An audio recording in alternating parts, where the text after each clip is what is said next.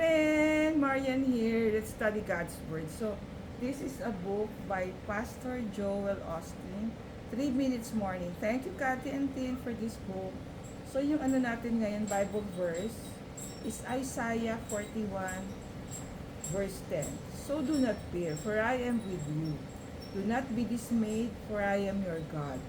I will strengthen you and help you. I will uphold you with my righteous hand. Right hand. So, ang title niya is yung message today is I am your God. So, sabi nga, throughout scripture, God comes the fear of His people by simply reminding them who He is. If God is the same today as He's always been, why should we fear?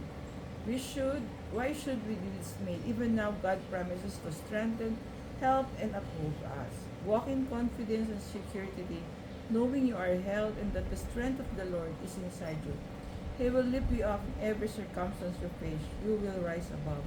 Yan, friend, the Lord is, parang, should be a part of our life. So, kumbaga, especially sa dark moments, di ba, we do not know where to go, who to talk. So, si Lord will be there to listen to us.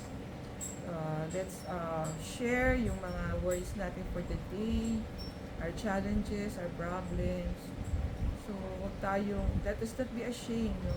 So, sabi niya, parang napakaliit lang, huwag na natin kay Lord. Pero nga, even the little things, kahit nga parking space, di ba, sabi nga, there's difficulty in looking for a parking space. So, even that, we can ask for the Lord.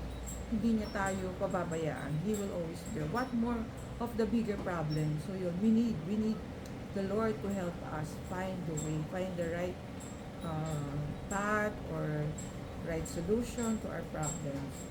So, yung prayer natin today is, remind me today who you are, Lord.